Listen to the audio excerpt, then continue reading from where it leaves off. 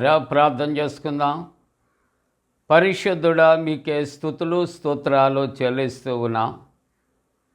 ఈ ప్రాతకాల ఆరాధనలో తండ్రి, మీ సన్నిధి నిత్యము మాతో ఉంచండి. ఆరాధన అంతటలో మహిమ ఘనత ప్రభావాలు మీకు ఆరోపిస్తూ యేసు ప్రభు వారి పరిశుద్ధ నామమున వేడుకొనుచున్నాము తండ్రి. ఆమేన్.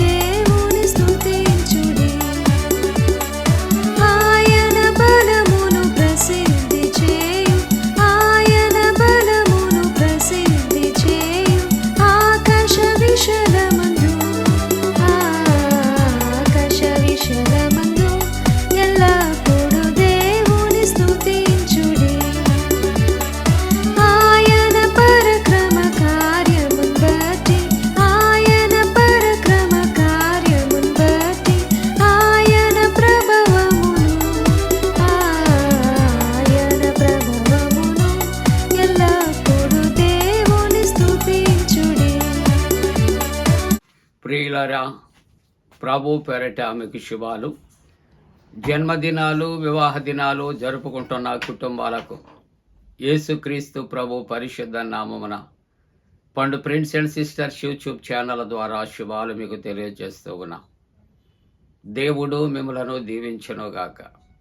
మంచిదండి, మీరంతా క్షేమంగా ఉన్నారు కదా. దేవునికి వందనాలు చెల్లిందాం.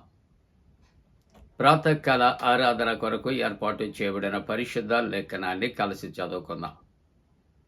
అందరము కూడా పరిశుద్ధ గ్రంథాలు తెరచి యాకోబు పత్రిక 3వ అధ్యాయం 9వ వచనాన్ని కలిసి చదువుకుందాం. దీనితోనే ప్రభువైన దేవుని స్తుతించును, దీనితోనే దేవుని పోలికగా పుట్టిన మనుష్యులను శపించును. ప్రియ దేవుని కుటుంబమా, దైవ లేఖనాన్ని కలిసి చదువుకున్నాం కదా. ఈ దినము నాలుక కొరకు మనము ధ్యానము చేస్తూ ఉంటున్నప్పుడు నాలుక యొక్క పాత్ర ఎటువంటిదంటే ద్విపాత్ర అనే మాటని జ్ఞాపకం చేస్తా ఉన్నా. ఏదైనా ఒక వ్యక్తి ఒక యాక్టర్గా, ఒక నటుడుగా, నటిగా వారు చేస్తూ ఉంటూ ఉన్నప్పుడు వారు ఏదో ఒక పాత్ర మాత్రమే పోషిస్తారు. కొంతమంది ఏం చేస్తారంటే ద్విపాత్ర అంటే వ్యక్తి ఒకలే రెండు రకాలు క్యారెక్టర్స్ అనేవి పోషిస్తూ ఉండటం మనం చూస్తూ ఉంటాం. ద్విపాత్ర, ఇంకా చెప్పాలంటే ద్విపాత్ర అభినయం. కాబట్టి నాలుక యొక్క పాత్ర ఏ విధంగా ఉందంటే రెండు విధాలుగా నటిస్తూ ఉంటుంది ప్రియులారా. దీనిని ద్విపాత్ర అభినయం అంటూ ఉన్నా. మనం ప్రస్తుతం ఒకవేళ సెల్ ఫోన్ భాషలో మాట్లాడితే దీన్ని ఏమని మనం మాట్లాడుతామనంటే డ్యూయల్ సిమ్ అని మనం మాట్లాడుకుంటూ ఉంటాం. అలాగే నాలుక తనలో ఉన్న ప్రత్యేకత ఏమిటంటే ప్రకృతిలో ఉన్నవి ఏదైనా కూడా ఒకే ఒక అది మరి రకముగా క్వాలిటీని కలిగి ఉంటుంది. కానీ నాలుక రెండు విధాలుగా ఉంటూ ఉందని చెప్పడానికి ఇక్కడ దేవుని యొక్క వాక్యము హెచ్చరిక చేస్తూ ఉంటూ ఉన్నది. ప్రభు అయిన దేవుణ్ణి స్తుతిస్తుంది, దేవుని పోలికగా పుట్టిన మనుష్యులను శపిస్తూ ఉన్నది. నాలుక యొక్క పాత్ర శపిస్తుంది, దీవిస్తుంది. అందుకనే దైవవాక్యములో అంటున్నటువంటి మాటను ఆలోచన చేస్తే ఇక్కడ చక్కటి మాట వ్రాస్తూ ఉంటూ ఉన్నాడు. 11వ వచనాన్ని చూస్తూ ఉంటున్నప్పుడు, నీటి బుగ్గలలో ఒక్క జలము నుండి తీయని జలము, చేదు జలము ఊరుతూ ఉంటుందా? ఏదైనా మనం ఒకవేళ నీటి కొరకు త్రవ్వకాలు జరుగుతుంటున్నప్పుడు, బోర్వెల్స్ వేస్తూ ఉన్నప్పుడు, లేకుంటే మనం ట్యాప్ సిస్టమ్ కొరకు లోపలికి గొట్టాలు పంపించినప్పుడు, అయితే తీపి నీరు ఉబుకుతుంది, లేదా ఉప్పు నీరు ఉబుకుతుంది, లేదా చవ్వగా ఉండే నీరు ఉబుకుతుంది. కానీ ఒకే జలములో తీపి ఉండదు, ఉప్పు ఉండదు, చవ్వగా ఉండదు. కానీ మానవుని యొక్క నాలుక ఏ విధంగా ఉంటూ ఉన్నదంటే స్తుతిస్తుంది. వెంటనే అది ఏం చేస్తూ ఉందంటే శపిస్తుంది అని ఇక్కడ వాక్యము సెలవిస్తూ ఉన్నట్లుగా మనము చూస్తూ ఉన్నాం ప్రియులారా.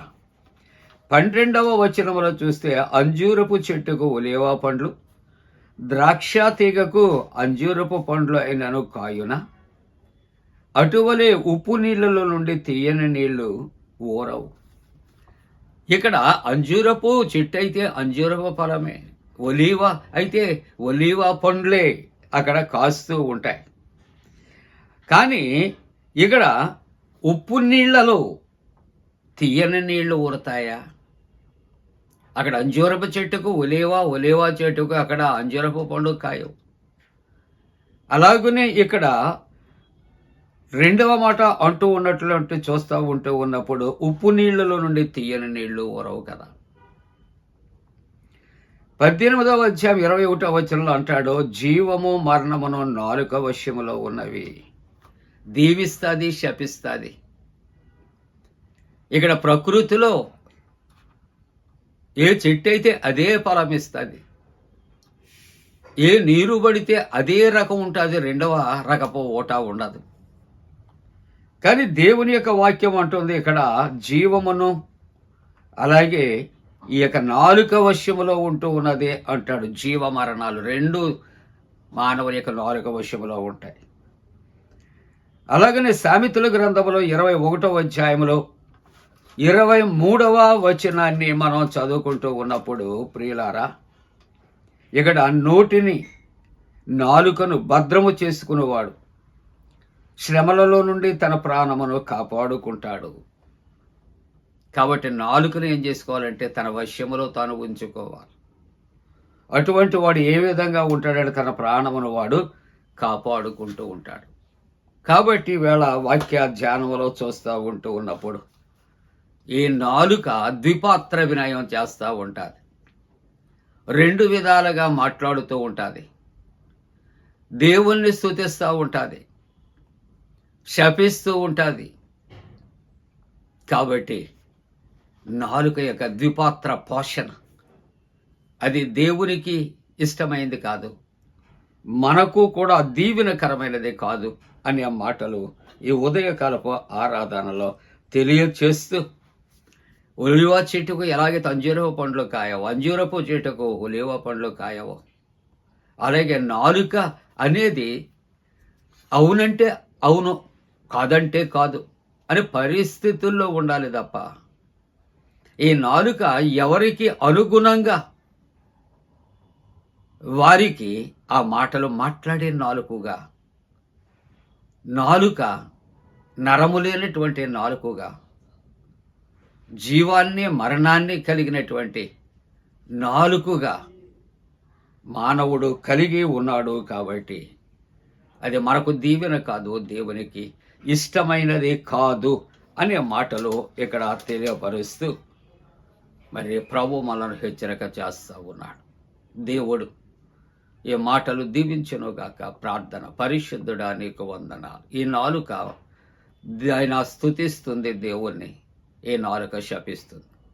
ద్విపాత్ర అభినయం చేయకుండా, ఈ రెండు పాత్రలు పోషించకుండా అది ఏకపాత్రగా ఉండటానికి, నీకు ఇష్టమైన పాత్రగా ఉండటానికి సహాయం చేయి.